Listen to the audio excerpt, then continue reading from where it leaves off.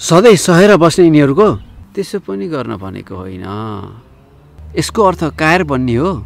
Vote चाहिँ हामीहरूले हाल्ने, मत चाहिँ यिनीहरूले गर्ने, जे पनि गर्न पाइन्छ हो। यस्तो लाग्छ कि कहिलेकाहीँ त बन्दुक लिएर नेतालाई ड्याम्की ड्याम मार भन्ने हुन्छ अनि सबलाई सखाप पारे। फेरि के हुन्छ त, फेरि अर्को फटा नेता जन्मिन्छ, त्यसले पनि तिमीलाई गोली ठोक्छ अनि यही चक्र चलिरहन्छ। आँखाको बदला आँखा माग्यो भने नि यो संसारै अन्धो हुन्छ। यो महात्मा गान्धीले भनेर भनेका थिए। अहिलेको जमानामा महात्मा गान्धी नेपालमा जन्मिया हो। धेरै रिस नगर, हामीसँग त बुद्ध छन्, बुद्धका उपदेशहरू छन्। खालि मलाई मात्रै उपदेश किन दिन्छौ त? किनकि तिमीमा नेपालप्रतिको भावना छ, माया छ, देशभक्त छ। भन्न खोजेको के हो? पोइन्टमा कुरा गर न। जमानाको प्रवाह र समयको सान्दर्भिकता महसुस गर्नु राम्रो कुरा हो, तर देशभक्त भन्ने कुरा घरबाट सुरु हुन्छ।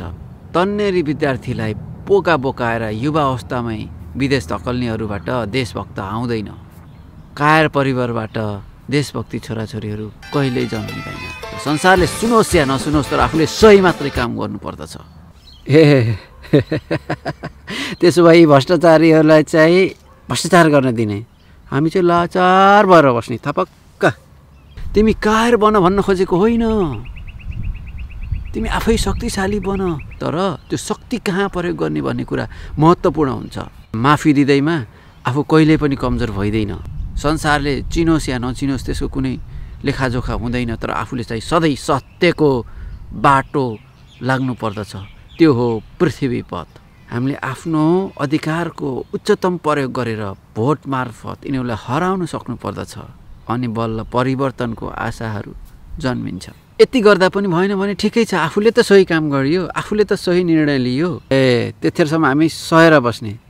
यता थप्पड हान्यो भने यता थप्पड हान्यो भने, अनि यहाँ गोली हान्यो भने नि कसले भन्यो तिमीलाई सहेर बस्ने भनेर? त्यति बेलासम्म मेरा कविताहरू सुन्नु।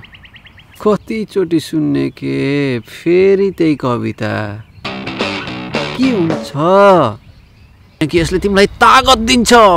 रुख जस्तो हौ तिमी आफ्नो जमिनमा टिक्ने, आँधी बेरी बर्सातमा पनि तिमी नडगमगाउने। चर्को घाम होस् या शिशिर बतासको चिसोपन, चट्टान जस्तै अडान रहन् तिम्रा मूल्य मान्यताहरू। केवल पृथ्वी पथ, पृथ्वी पथ, पृथ्वी। सिधा लम्किरहनु, नरोकिनु, आफ्नो माटोको लागि कहिल्यै सम्झौता नगर्नु। पृथ्वी पथ, पृथ्वी पथ, पृथ्वी पथ।